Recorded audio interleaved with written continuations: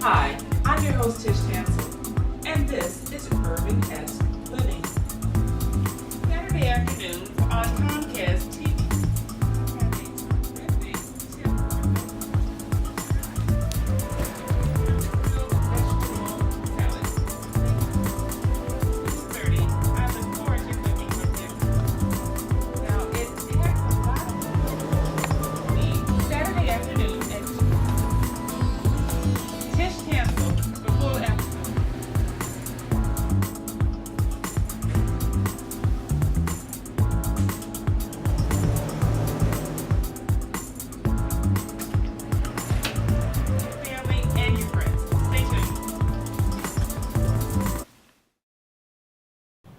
I'd like to drop out of high school and get a meaningless job that makes me feel bad about myself. I'd like to fall victim to the old boys network. I don't want anybody to notice me. I just want to fly under the radar. I want to splatter against the glass ceiling. I don't have an opinion. I want to be a straight C student. I'm going to be a biomedical engineer. I want to succumb to peer pressure all of my life. I'm going to be a best-selling author and win the National Book Award. I'm going to be a marine biologist. Wait, I take mine back. I'm going to be a biomedical engineer. I think I'll be the president. I'm going to be Secretary of State. World-class chef, right here. Race car driver. Artist. Paleontologist. Film director. Surgeon. Teacher. Scientist. Olympian. I'm going to be the boss.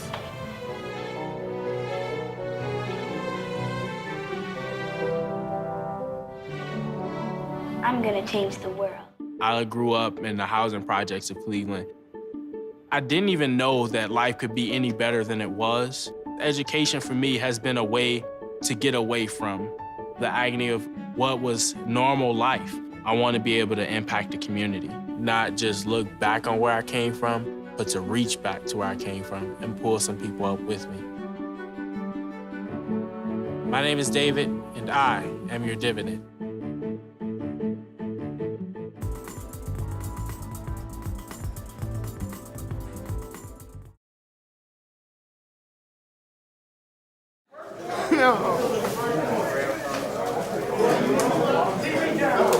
I just feel that we've been taken for granted. And they talk to us in your kind of way, and they want us to sit up, eat their shit like we some slaves. I chose to go into culinary. That was my passion. And I don't care how hot it gets in the kitchen, nobody's gonna be able to run me out of it. And I do what I do well. And I am a culinarian. And I don't take any, I'm not ashamed of that.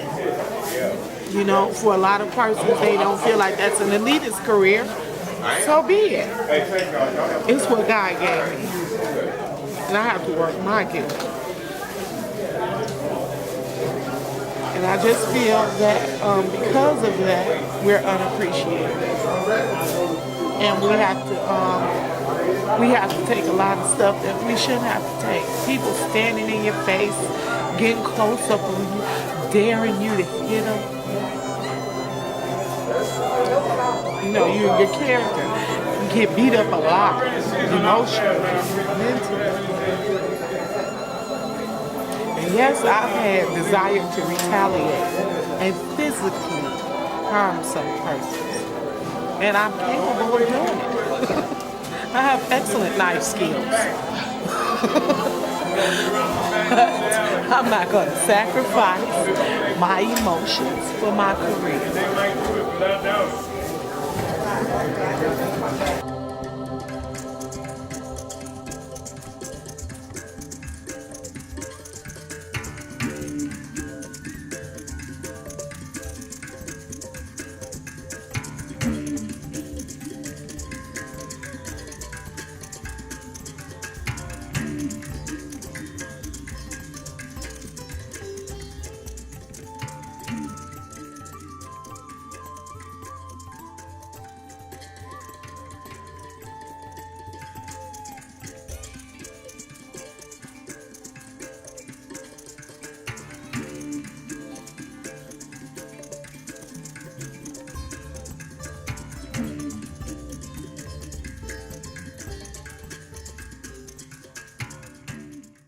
The Black Woman's Journey in American Culinary History does not begin in the Old South.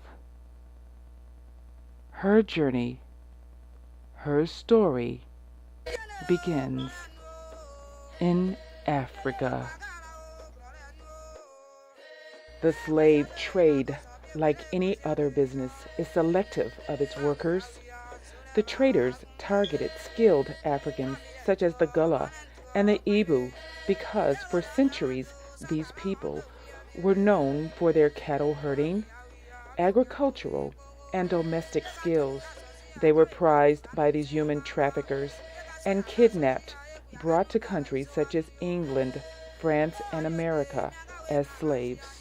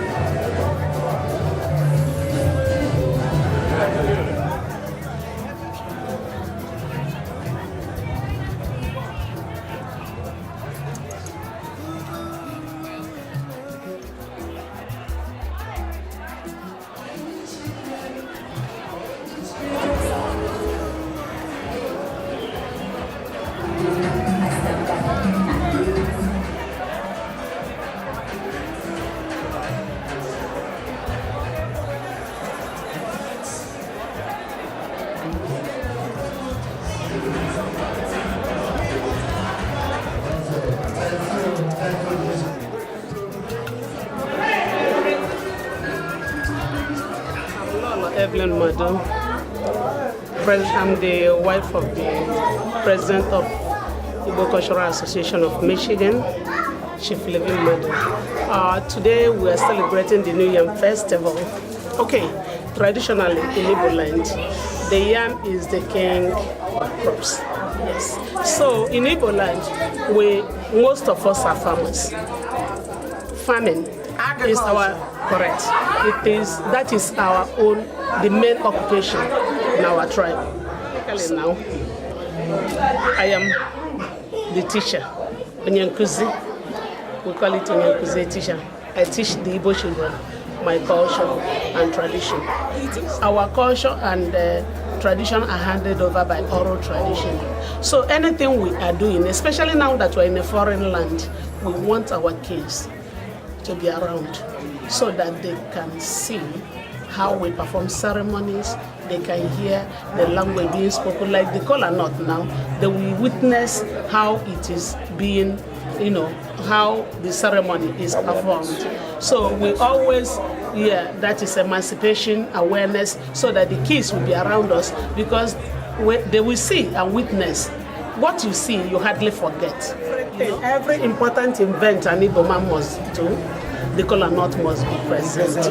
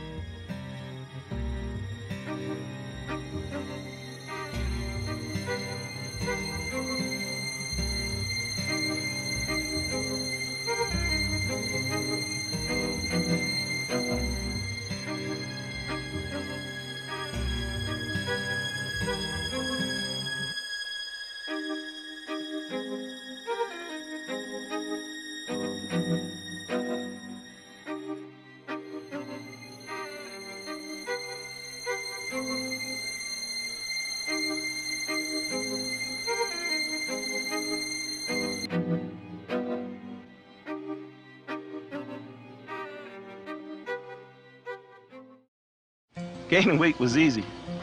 All I had to do was sit down and eat. Losing weight's a lot harder. I have to work at it every day. But with every step, I lower my risk for type 2 diabetes and heart disease. And that makes every step, every choice, every day very much worth the effort. Learn how you can help stop diabetes by losing weight, eating healthy, and staying active. Visit checkupamerica.org or call 1-800-DIABETES. Join me Wednesday nights at 9 o'clock p.m. and Saturday afternoons at 2:30 p.m. on Comcast TV 68. I look forward to cooking with you. My name's Reggie. Just recently, my wife and I took in her sister's children. Now, we already had 4, so I went from becoming a family man to a man with a bigger family. Now, you can't eat love, so I don't know how I'm gonna feed them tonight. How was that, Rich? I think I look more like Denzel. That's cold, man. It's Hunger Action Month, so click share below to pass along this video and play your role. If I got to go to college, oh my goodness. I like discovering new things. You get to see what works for you and what doesn't. That helps you evolve as a person. You get to make like a supernova of skill or talent or whatever it is. I've always wanted to go to college. I just feel like that's my destiny. My name is Queen, and I am your dividend.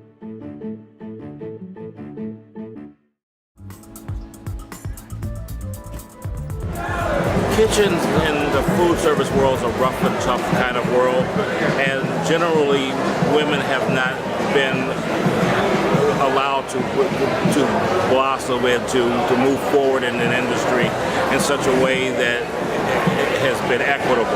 And it is not really based on talent. It's based on basically a hierarchy that has been established over the years that has continued to block women in their progress in the industry.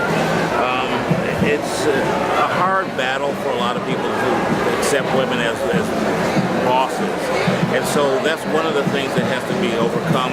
And also there's an association with women in the kitchen at home, and it's never thought of that women as a profession could do these kinds of jobs. I think in the industry, culinary industry, black women tend to be overlooked. You know, for a lot of our skills, a lot of our talents. You know, I think they think that culinary is still a man's, you know, industry, and it's not. There's a lot of black women in the industry that really, you know what they're doing, you know, but a lot of us kind of get overlooked. Why do you think that is? I don't know. It's always been a male sort of thing, and I personally take it to be a white male sort of thing, you know. They don't look at us as being cooks or anything like that, you know, but a lot of us are very talented, very skilled. A lot of us enjoy cooking. Along the way, I've run into a lot of women who are talented chefs, who are wonderful executives, because we're administrators too, and it's been unfair over the decades, over the generations and centuries, that women have been pushed to the back. And we're seeing some folks emerge now, and we're really trying to encourage women to come into the kitchen because it is a natural thing. You know, it's something that we need to make sure that everybody has access to jobs, everybody has a fair chance to be leaders and to make those better dollars in management. So, you know, it's been a hard road, but I see that there's some progress in the industry. Hi, I'm Walter Houston. I'm the hospitality trainer for Colors Restaurant. Colors actually was started by an organization called Restaurant Opportunity Center in New York, we call ROC. It started off as an advocacy group who fought for people who came in after 9/11 who had issues going on with companies or a restaurant that were hiring them and treating them unjust. So they stepped in to say you can't treat them that way. You can't treat them with sexual harassment. You have to pay them like you're supposed to pay them, and make sure these people are getting correct training. You know, a lot of the people after 9/11 were displaced, and they were told that, well, if you need a job, you do what I tell you to do. So Restaurant Opportunity Center stepped in and said, no, you can't do this. No, I think women are best chefs, and let me tell you why. And guys are technical and they're fancy and they want to show their machismo when it comes to cooking. I think women are because they think with love when they make food. A lot of women learn from their mothers and their grandmothers, and that's generational. A lot of guys, they may have learned from their mother, but then they get fancy with it. It takes away from what it comes from their heart. Women are actually much better when it comes to making food more healthier, more made to please the palate more than men are, I believe. That's just my assumption. This is a tough business. The restaurant industry is very tough, and the chefs that you see on TV are probably weaker than most chefs that most of us have worked for, literally. It's ran like the military. The goal is to get the food out of the kitchen. So if you have a full house, you have 20 tables outside and they're waiting for the food. And the chef's job is to make sure the food gets out, and it's correct, it's hot, and it's going exactly where they're supposed to. Give the customer what they paid for. That's why they're so tough when they come in. And you have to, and you're dealing with guys when you come in there. Women kind of tend to not like the aggressiveness of dealing with a chef that's hollering, that's telling them, I need this out. They use foul language. I need my stuff now or get out. And it's very tough. I explained when the young lady started here, I said, this is a tough business. Get thick skin real quick, because you're going to have to deal with guys, and guys are going to razzle you just because you're a woman. But get past it. I mean, a lot of men break into the industry and they don't have to have the skills or the knowledge that we have. A lot of them don't have the knowledge that we have. Now, how long have you been working in the industry? I've been working in the industry probably about 30 years now. Yeah. And I've been in management. I have been in management in culinary, and it's not easy. It's not easy. But I enjoy doing what I'm doing, so and at a certain extent, it doesn't matter what level they put me on. I know what level I'm on. I know what I'm good at. I know what I can do.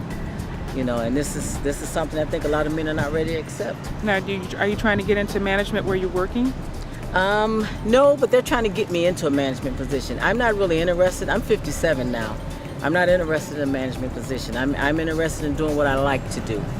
And when you do what you like to do, you're good at it. You know what I'm saying? I don't know. I'm just not interested in a management position anymore. You know, I like what I do. Now, why did you leave management before? It was pretty hard. It was a thing where they didn't see women as being on that level. You know, it was more or less, you know, you're still a woman. That's the way I kept looking at it. You know what I'm saying? They don't take you serious in the management. You know, and a lot of these large corporations, they just don't. You know, but I found my niche and I like it, and that's what I want to do with my life. Now, what do you think the black woman's role is in the culinary industry, like throughout history? What do you see as our foundation? I think we're good cooks, knowing how to cook, knowing how to take care of our families, raise our families. I mean, I think a lot of men look at it that way, that's all we're supposed to do. Do you think that's from a slavery standpoint or a woman's standpoint? I do think it's from a slavery standpoint and a woman's standpoint too. You know, you have a lot of men out there that believe that women, that's all you should be doing is making babies and being in the kitchen. You know what I'm saying? But not leading the kitchen? Not leading the kitchen. And there's a lot of women out there can lead a kitchen. I can lead a kitchen, always have. You know, but I'm at an age in my life now where I'm doing exactly what I want to do. I'm doing what makes me happy. And what's that? And that's doing chocolates. You know, that's you know, dealing with my customers on a regular basis. You started a business? I'm starting a business now. I don't have a brick and mortar, but I do have a business. You know, but I'm there. I'm getting there. I have a lot of clients. I love doing special events. Chocolate is my specialty. You know, and I think I can do it as good as any man out there. Now, do you know of any women who are leaders in the chocolate culinary industry? I don't know any women per se, but I do not know a lot of women that are into the culinary field that are pretty good at it. They're pretty good, and a lot of women go into the baking aspect instead of the chocolate. You know, and I don't know why that is, but you know, maybe it's just something that they choose to do. But I do know a few women that lead in baking. You know, a lot of them are at School Craft College. You know, that's where a lot of my friends are. So. Skin right. Tough skin. Know that you're confident in what you do. Know that the person that's yelling behind you really means well. He really wants you to. He knows that you can do. You wouldn't be there if he didn't think, or he or she didn't think that you could do well.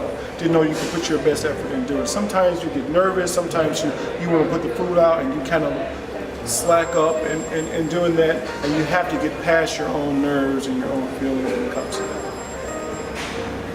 So now a lot of women get out of the culinary corporation and a lot of women start their own businesses. That's a really good entry point, your own, because that really shows people that you can do, and it creates competition, you know, and it allows people to see, okay, if she can do it, then maybe this young lady that's coming to me now can do it too. So it's still really, it's a positive thing all the way around. Well, right now I've actually secured a grant to start teaching hotel restaurant management, culinary classes inside of Don Bosco, and I'm looking forward to my first class. I have my first class are 8-year-olds to 10-year-olds, and then I'll have a teenage class. And the 8-year-olds and the 10-year-olds will be coming in the afternoon for the afternoon program, after school program, and then the teenagers will be there in the morning. So I have 2 sets of personalities, different personalities to deal with.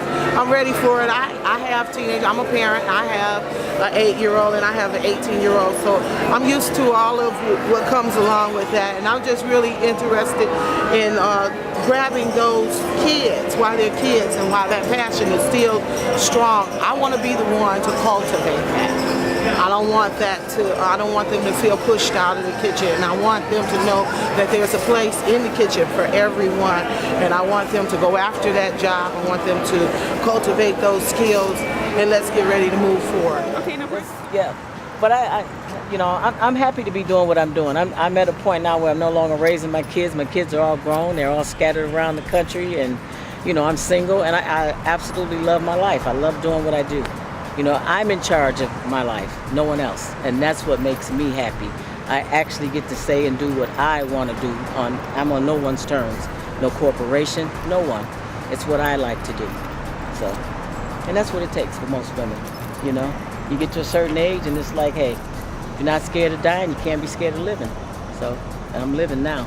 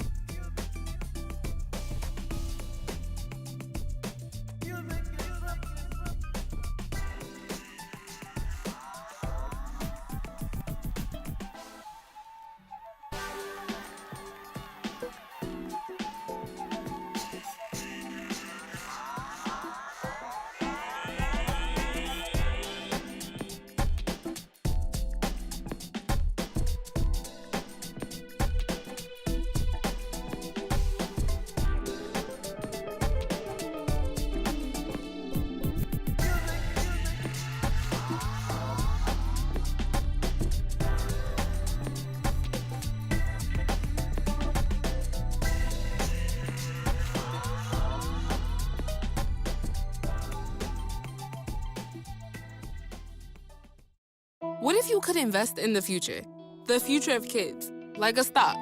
Not the kind of stock that's about making money, but a stock for social change. A whole new kind of investment called Better Futures. When you invest, it helps kids go to college. Believe in us, invest in us, watch us grow. My name is Sydney, and I'm your dividend.